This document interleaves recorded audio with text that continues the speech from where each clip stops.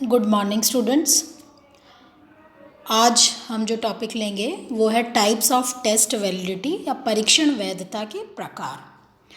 तो बच्चों, मनोवैज्ञानिकों ने परीक्षण वैधता को कसौटियों के आधार पर दो समूहों में बांटा है। पहला है आंतरिक कसौटी के आधार पर और दूसरा है बाह्य कसौटियों के आधार पर। तो आंतरिक कसौटियों के आधार पर वैधता के कई प्रकार हैं, जिसमें फर्स्ट है आपका ऑपरेशनल वैलिडिटी या संक्रिया वैधता, सेकंड है फेस वैलिडिटी या अंकित वैधता, थर्ड है विषय वस्तु वैधता या कंटेंट और करिकुलर वैलिडिटी, फोर्थ है तर्क संगत वैधता जिसको हम लॉजिकल वैलिडिटी बोलते हैं, एंड फिफ्थ है फैक्टोरियल वैलिडिटी कारक वैधता। इसी प्रकार बाह्य कसौटियों के आधार पर तीन प्रकार हैं वैधता के। फर्स्ट है पूर्व कथित वैधता प्रिडिक्टिव वैलिडिटी, सेकंड है निर्मित वैधता कंस्ट्रक्टिव वैलिडिटी, एंड थर्ड है एकीभूत वैधता कनकरेंट वैलिडिटी। तो बच्चों, ये शॉर्ट नोट्स में भी ये क्वेश्चंस आएंगे। जैसे मान लीजिए आपसे ये पूछ लिया कि ऑपरेशनल वैलिडिटी को एक्सप्लेन कीजिए 20 शब्दों में, तो आपको इस तरह से ये अलग अलग पॉइंट्स भी आपको शॉर्ट नोट्स में आ सकते हैं। 50 वर्ड्स में भी आपको क्वेश्चंस आ सकते हैं कि 50 वर्ड्स में आंसर दीजिए। तो इनको अलग अलग आपको अच्छे से तैयार करना है। तो हम सबसे पहले हम लेंगे आंतरिक कसौटियों के आधार पर। फर्स्ट पॉइंट है संक्रिया वैधता ऑपरेशनल वैलिडिटी। तो जैसा कि हम जानते हैं, इसके नाम से ही स्पष्ट है कि प्रक्रिया के मध्य वैधता ज्ञात करना। जब परीक्षण रचना करते हैं तब हम उसकी प्रक्रिया के अंतर्गत पदों का विश्लेषण करते हैं और ऑपरेशनल वैलिडिटी या संक्रिया वैधता ज्ञात करते हैं। तो परीक्षण की प्रक्रिया या संक्रिया में ही जो परीक्षण करता है वो ये देखने का प्रयास करता है कि कोई पद उसके उद्देश्यों की पूर्ति करेगा या नहीं। यानी जो परीक्षण में पद या प्रश्न है तो ऑपरेशनल वैलिडिटी या प्रक्रिया या संक्रिया के मध्य ही ये देखा जाता है कि जो हमने उस परीक्षण में पदों को लिया है, क्या वो परीक्षण जिस उद्देश्य के लिए बनाया है वो प्रश्न उसको पूरा करेगा या नहीं करेगा। तो इसके द्वारा किसी परिभाषित मनोवैज्ञानिक क्रिया का मापन होता है और इस प्रकार की वैधता ज्ञात करने के लिए ऑब्जर्वेशन मेथड का प्रयोग किया जाता है। तो ऑपरेशनल वैलिडिटी यानी प्रक्रिया या संक्रिया के मध्य ही ये देखना कि जो पद हमने परीक्षण में रखा है वो पद उद्देश्य को पूरा करेगा या नहीं। सेकंड है अंकित वैधता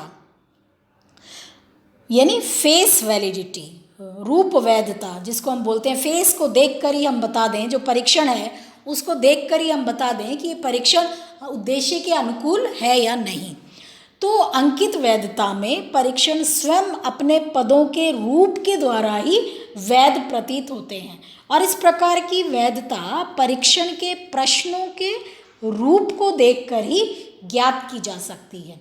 उपलब्धि एवं जो व्यक्तित्व परीक्षण है उनकी वैधता इस प्रकार से ही ज्ञात की जाती है। हम इसको एक एग्जाम्पल से समझें कि यदि मान लीजिए 10वीं कक्षा के छात्रों की विज्ञान संबंधी उपलब्धि का मापन करना है तो उस परीक्षण के पद इस प्रकार होने चाहिए कि उसके रूप को देखकर ही ये कहा जा सके कि ये अमुक परीक्षण के पद वास्तव में विज्ञान की उपलब्धि के मापन के लिए हैं। और इसी प्रकार एक ऐसी ही व्यक्तित्व सूची जो व्यक्तित्व के दो पहलुओं, मान लीजिए व्यक्तित्व के दो पहलू हैं अंतर्मुखी और बहिर्मुखी, तो इसका मापन करने के लिए बनाई जाए, इसलिए इनमें ऐसे ही प्रश्न या पद शामिल होने चाहिए जो व्यक्तित्व के दोनों पक्षों का मापन कर सकें।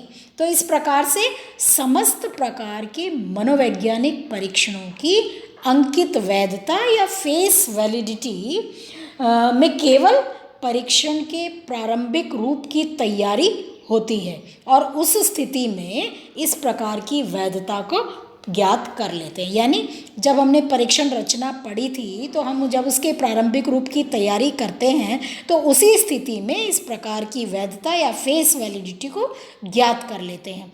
और ये जो फेस वैलिडिटी है इसको ज्ञात करने के लिए विशेषज्ञों की भी सहायता ली जा सकती है या ले लेनी चाहिए। और इस प्रकार की वैधता जानने के लिए ये देखा जाता है कि परीक्षण के पद उद्देश्य के अनुसार निश्चित गुण का मापन करते हैं या नहीं करते हैं।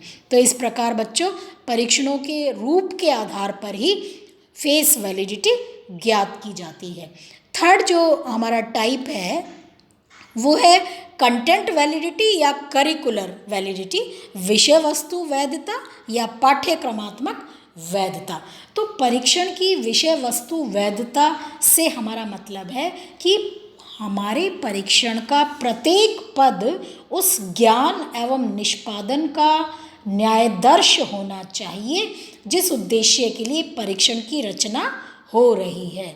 तो यदि हमारा परीक्षण पाठ्यक्रम पर आधारित हो, कक्षा के बालकों के मानसिक स्तर पर बना हो या बालकों के व्यवहारिक परिवर्तनों की शुद्धता से मापन करने में सफल हो जिसके लिए उसे बनाया गया है, तो हमारे परीक्षण की कंटेंट वैलिडिटी होती है। और किसी परीक्षण की कंटेंट वैलिडिटी ज्ञात करने के लिए या विषय वस्तु वैधता ज्ञात करने के लिए ये आवश्यक है कि परीक्षण निर्माता भिन्न भिन्न पाठ्य पुस्तकों का विश्लेषण करें जिससे उन्हें ज्ञात हो जाए कि कौन सा प्रसंग किस मानसिक स्तर के बालक के लिए ठीक है या उपयोगी है।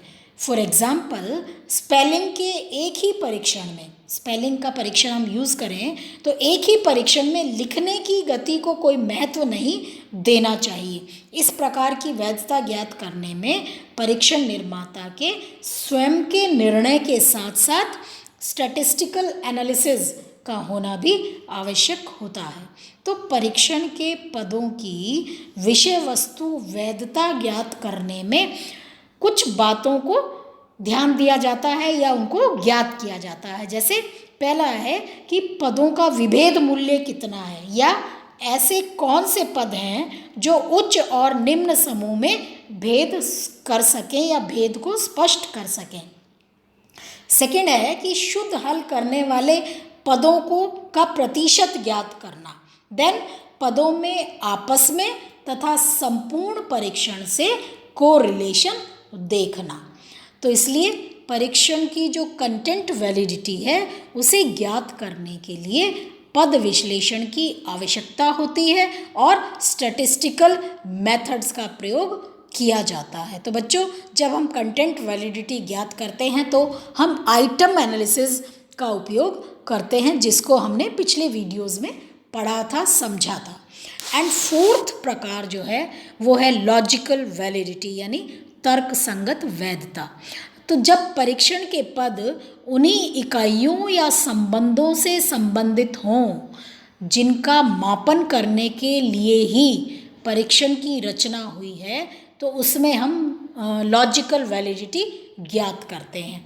यानी कहने का मतलब ये है कि जो परीक्षण का संबंध है केवल उसके विशिष्ट उद्देश्यों से ही होना चाहिए। फॉर एग्जाम्पल यदि किसी विज्ञान परीक्षण का उद्देश्य सूचनाओं का मापन करना है तो हमें सूचना प्रदान करने वाले प्रश्न ही परीक्षण में शामिल करने चाहिए। किंतु यदि किसी विज्ञान परीक्षण का उद्देश्य छात्रों की एप्टीट्यूड का मापन करना है या अभिक्षमता का मापन करना है तब परीक्षण में ऐसे प्रश्न होने चाहिए जो अभिक्षमता या एप्टीट्यूड का मापन करते हों। तो इसलिए इस प्रकार की वैधता को ज्ञात करने के लिए परीक्षण पदों का तार्किक रूप से, लॉजिकल रूप से ऑब्जर्वेशन किया जाता है और ये देखा जाता है कि वास्तव में परीक्षण के पद अपने विशिष्ट उद्देश्यों के अनुकूल हैं या नहीं। तो बच्चों इस तरह से लॉजिकल वैलिडिटी को ज्ञात किया जाता है। देन जो फिफ्थ पॉइंट है वो है कारक वैधता या फैक्टोरियल वैलिडिटी। तो कई ऐसे मानसिक और व्यक्तित्व परीक्षण हैं जहां विभिन्न कारकों का या विभिन्न गुणों का मापन एक साथ होता है। तो ऐसी स्थिति में परीक्षण वैधता को कारक विश्लेषण की विधि के द्वारा ज्ञात किया जाता है। कहने का मतलब कि जहाँ पर बहुत सारे गुण का मापन हम एक साथ करें तो ऐसी स्थिति में प्रत्येक गुण का फैक्टर या प्रत्येक कारक का फैक्टर एनालिसिस विधि द्वारा उन्हें ज्ञात किया जाता है और ऐसी स्थिति में कारक विश्लेषण का प्रयोग किया जाता है। इसलिए ही इसे फैक्टर वैलिडिटी या फैक्टोरियल वैलिडिटी या कारक वैधता कहते हैं। और जो एनेस्थेसी थे उन्होंने इसकी एक परिभाषा दी थी कि परीक्षण की कारक वैधता से आशय है उस परीक्षण एवं अनेक परीक्षणों के समूह, यानी जो परीक्षण है और अनेक परीक्षणों के समूह या व्यवहार के अन्य समान कारकों से सह संबंध का होना। तो परीक्षण या का अनेक परीक्षण के समूह से या व्यवहार के समान कारकों से कोरिलेशन ज्ञात करना, तब हम ऐसी स्थिति में फैक्टोरियल एनालिसिस करते हैं। तो इस विधि के द्वारा विभिन्न परीक्षणों के मध्य सह संबंध जाना जाता है और उस परीक्षण के मुख्य गुणों का या कारकों को ज्ञात किया जाता है और फिर प्रत्येक कारक तथा संपूर्ण परीक्षण के मध्य कोरिलेशन ज्ञात किया जाता है। इसी को परीक्षण की फैक्टोरियल वैलिडिटी या फैक्टर लोडिंग कारक उद्भार भी कहते हैं, क्योंकि उस सीमा तक मापन करता है जहाँ तक कि कोई परीक्षण उस सीमा तक मापन करता है जहाँ तक कि कोई परीक्षण किसी फैक्टर से लोडेड हो या उद्भारित हो। तो गिलफर्ड ने कहा कि फैक्टोरियल वैलिडिटी सबसे अधिक महत्वपूर्ण मानी गई है क्योंकि ये स्पष्ट रूप से ये प्रकट करती है कि कौन सा परीक्षण क्या मापन करता है। उनको कारक वैधता में टेस्ट स्कोर्स को भी वैधता ज्ञात करने की कसौटी माना गया है। तो गिलफर्ड के अनुसार परीक्षण कसौटी की अपेक्षाकृत अधिक शुद्ध एवं वास्तविक मापन करते हैं। तो इस प्रकार की वैधता से बहुत अधिक संतोषजनक निष्कर्ष हम निकाल सकते हैं। तो बच्चों, ये जो फैक्टोरियल वैलिडिटी है इसकी कुछ कमी भी है। जैसे मान लीजिए इसका क्षेत्र जो है वो बहुत ही संकुचित है। केवल कुछ ही परीक्षण ऐसे हैं जिनमें हम इसका प्रयोग कर सकते हैं और जो अगर हमारे पास तथ्य नहीं हैं तो उनकी अनुपस्थिति में इस प्रकार की वैलिडिटी जो है वो रिलायबल नहीं होती और वस्तुनिष्ठ रूप से यानी ऑब्जेक्टिव रूप से ये प्रमाणित नहीं करता कि किन्हीं निश्चित कारकों में उच्च वैधता या हाई वैधता होने पर वे परीक्षण किसी विशिष्ट तत्व का प्रेडिक्शन करेंगे या पूर्व कथन करेंगे।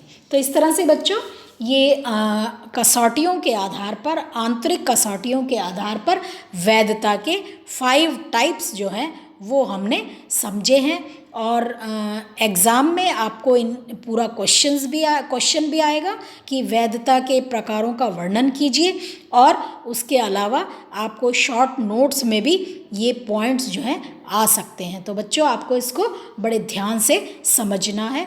नेक्स्ट वीडियो में हम करेंगे बाह्य कसौटियों के आधार पर वैधता के प्रकार। Thank you.